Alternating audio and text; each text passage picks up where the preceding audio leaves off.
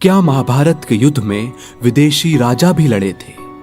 महाभारत का युद्ध संसार का सबसे महान युद्ध माना गया है, जिसने अपने 18 दिनों में पूरी दुनिया का इतिहास बदल कर रख दिया था।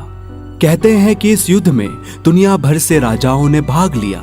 तो ये सवाल उठना भी जायज है कि महाभारत के युद्ध में कितने विदेशियों की थी भागीदारी और क्या था विदेशी राजाओं का महाभारत युद्ध में योगदान। ये सब जानेंगे हम आज के वीडियो में, तो वीडियो को अंत तक देखना ना भूलें। और अगर आप हमारे चैनल पर नए हैं तो इसे सब्सक्राइब करना ना भूलें। साथ ही साथ हमारे बेल आइकन को जरूर दबाएं ताकि आपको हमारे आने वाले वीडियो से जुड़े नोटिफिकेशन समय पर मिलते रहें। महाभारत, जिसका 18 दिनों तक चलने वाला भीषण युद्ध पांडवों की विजय के साथ समाप्त हुआ, अपने साथ ऐसी कई बातों को समेटे हुए है जिससे हम सभी अनजान हैं। हमें महाभारत में आज के अफगानिस्तान, ईरान, ग्रीस जैसे देशों के राजाओं तक का वर्णन मिलता है। दो मुख्य शासक जिन्होंने महाभारत में बहुत महत्वपूर्ण भूमिका निभाई वो थे शकुनी और शाल्य।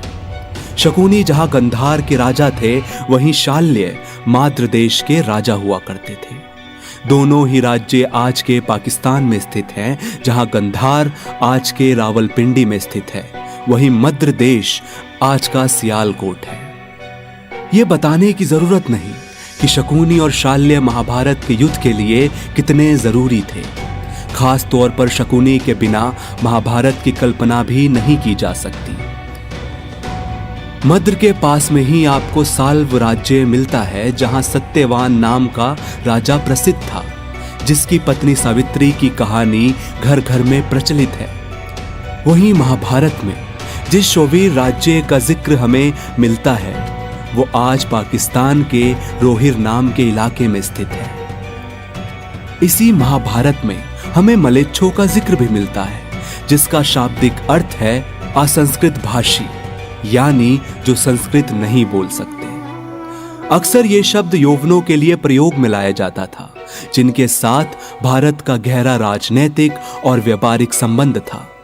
मलेच्छों को अक्सर हिंसक, पर्वतों पर रहने वाला और अजीब नए नक्शों वाला बताया गया है। मलेच्छों के बारे में महाभारत में यह कहानी मिलती है कि इनका जन्म विश्वामित्र और ऋषि वशिष्ठ के युद्ध के दौरान हुआ। जब विश्वामित्र ने वशिष्ठ की गाय चुराने की कोशिश की तो नंदिनी गाय की पूंछ से मलेच्छों का जन्म हुआ, जिन्होंने वशिष्ठ की गाय की रक्षा की। महाभारत में हमें भागदत्त नाम के राजा का वर्णन मिलता है, जो मलेच्छों के राजा कहे जाते हैं। ये बात अलग है कि उन्हें प्रगज्योतिषपुर का राजा बताया जाता है। अगला विदेशी राजा जिसका हमें उल्लेख मिलता है वो है बहिलिक राज्य, जो पामेर के पठार पे स्थित है और आज के ब्रिकेटिया क्षेत्र में मौजूद है। पर इतिहास की मानो तो कुछ बहालिक पंजाब में भी पाए जाते हैं। इसके बाद महाभारत में हमें हेणु मिलते हैं, जिनका संबंध चीन से है और उनमें से कुछ लोग पश्चिमी क्षेत्र में जाकर बस गए थे। इसके बाद महाभारत में कंबोज राज्य का वर्णन किया गया है, जिसकी सीमाएं आज उज्बेकिस्तान, ताजिकिस्तान से लेकर कश्मीर तक फैली हुई है। इसके अलावा महाभारत में उत्तर मध्य और मध्य एशिया के कई राजाओं के बारे में भी बताया गया है, जिनमें हमें शक, पहलव, किरात जैसे साम्राज्यों का वर्णन मिलता है। इन सभी ने कौरवों की ओर से युद्ध किया था। हमें चीन के ऋषिका राज्य, मध्य एशिया के पारसिकों और पुरुषों का भी महाभारत में वर्णन मिलता है। ये सारे शासक हजारों सालों तक भारतीय सीमा में आते जाते रहे थे। कई पारसिक या पारसी भारत में आकर बस गए थे। ये सभी इस बात का प्रमाण है कि महाभारत का युद्ध सच में एक वैश्विक युद्ध था।